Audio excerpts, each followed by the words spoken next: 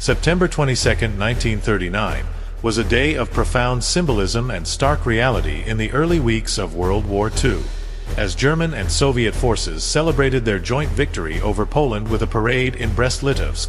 The Polish resistance in Warsaw and other pockets across the country neared its final collapse. This date marked a significant turning point, not only in the military conquest of Poland, but also in the geopolitical landscape of Europe.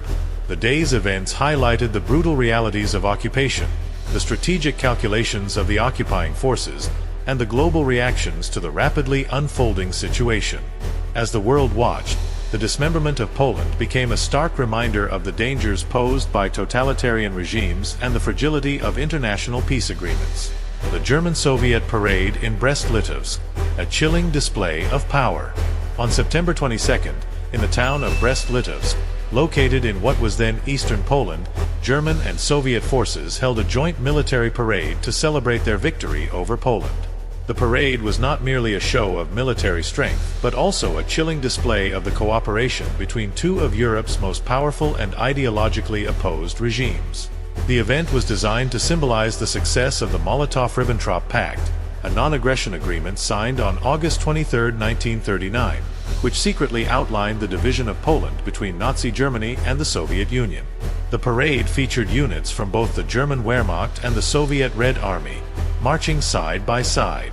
German General Heinz Guderian and Soviet General Semyon Krivoshein presided over the event, exchanging formalities and showcasing the cooperation between their respective forces.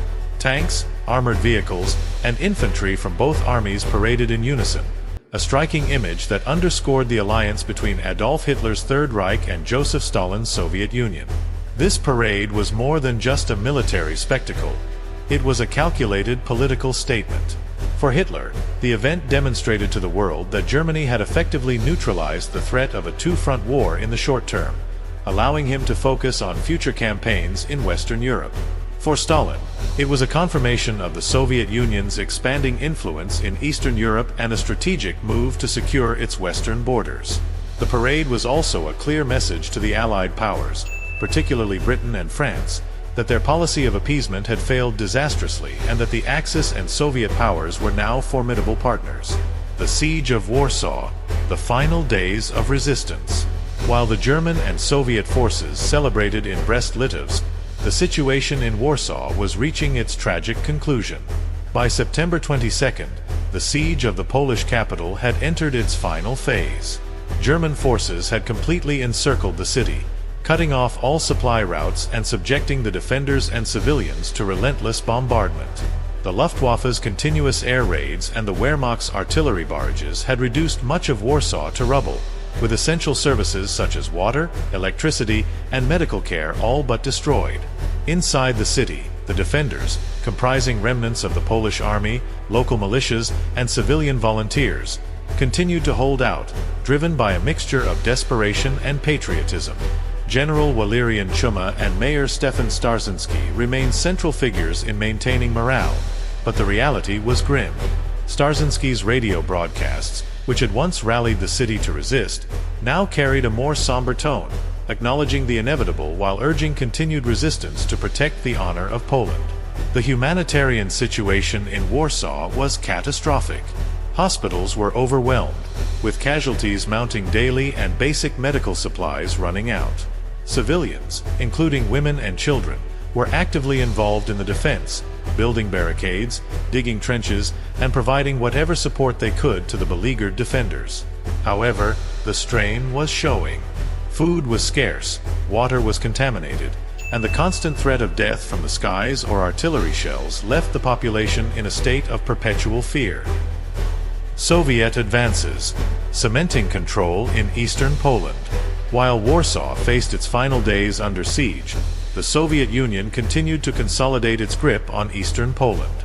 Following their rapid advance after the invasion on September 17, Soviet forces met little organized resistance as they moved to establish control over the territories allotted to them under the Molotov-Ribbentrop Pact.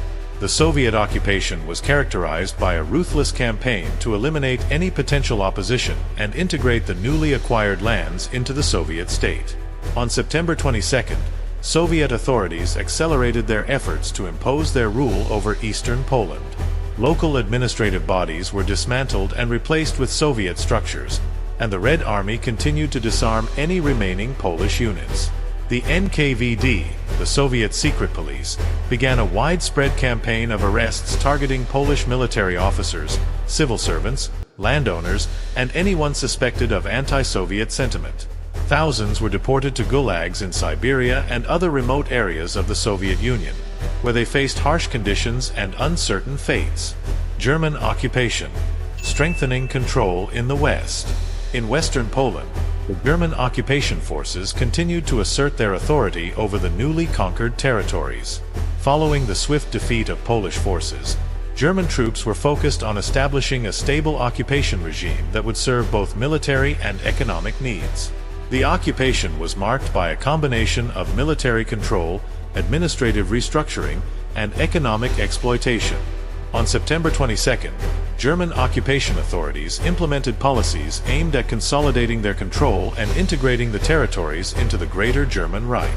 Martial law was strictly enforced, and the Gestapo intensified its efforts to root out and eliminate any remaining resistance.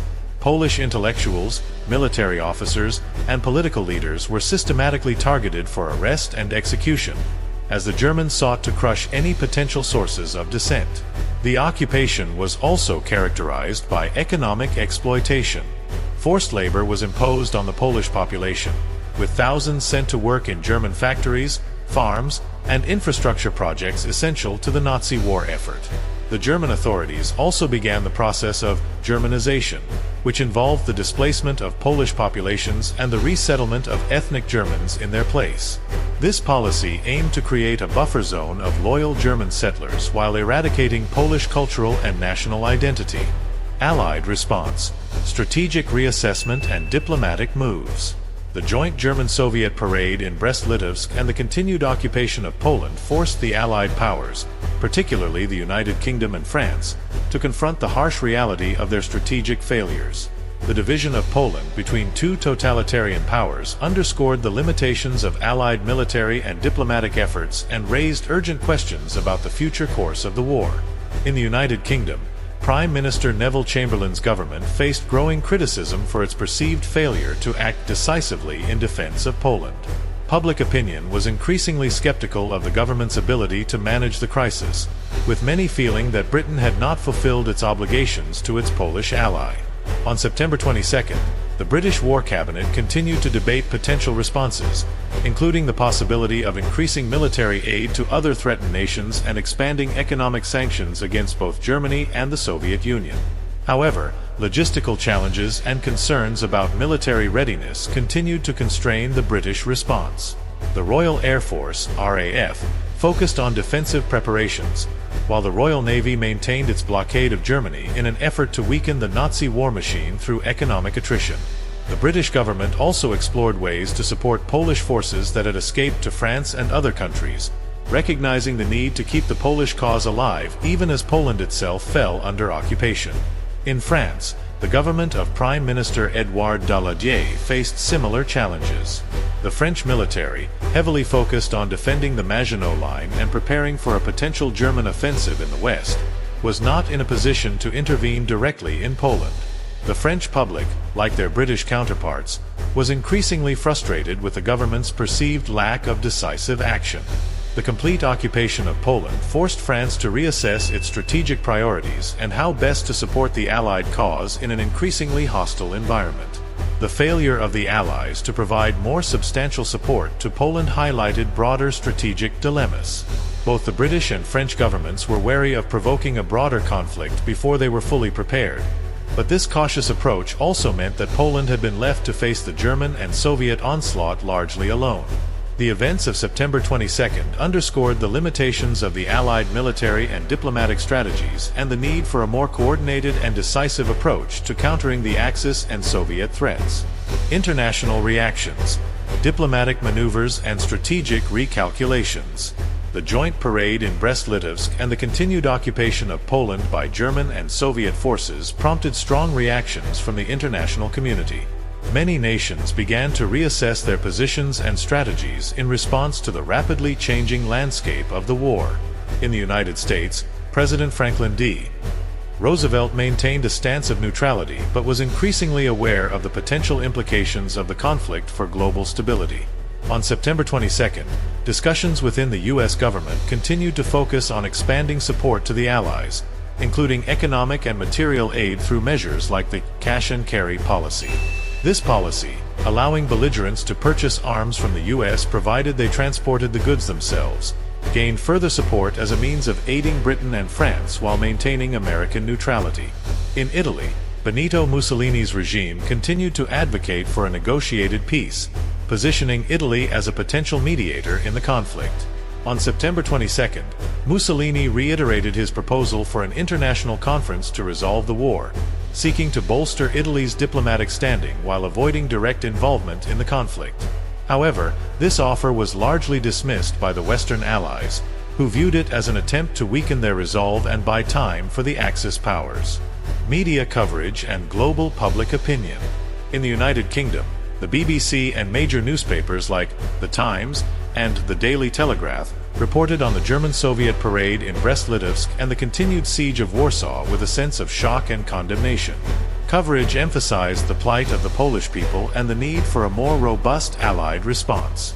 Editorials called for increased support for other potential victims of Axis aggression and debated the merits of launching an offensive against Germany versus continuing a more cautious approach. In France, newspapers such as Le Figaro and Le Monde highlighted the humanitarian crisis in Warsaw and the broader implications of the Soviet and German occupations. The French press reflected the public's growing anxiety and frustration with the government's perceived lack of decisive action. Opinion pieces called for greater coordination with the British and a more aggressive stance to support Poland, while others warned of the risks of escalating the conflict without adequate preparation. In Germany, state-controlled media continued to portray the invasion of Poland and the parade in Brest-Litovsk as a necessary and justified action, emphasizing the successes of the Wehrmacht and the righteousness of Germany's actions. Propaganda outlets like Völkischer Beobachter and Der Angriff highlighted the military victories and portrayed the campaign as a defensive struggle against foreign aggression. The propaganda aimed to maintain public morale and support for the war effort, even as the realities of a prolonged conflict began to take shape. In the Soviet Union, state media maintained a narrative of neutrality and defense, presenting the invasion as a necessary step to protect ethnic minorities and restore order in Eastern Europe. Soviet newspapers and radio broadcasts portrayed the Red Army as liberators, bringing stability and protection to the peoples of the eastern regions of Poland. This narrative was designed to justify the Soviet actions both domestically and internationally, framing the intervention as a necessary step to prevent further chaos and bloodshed. Strategic implications and the road ahead.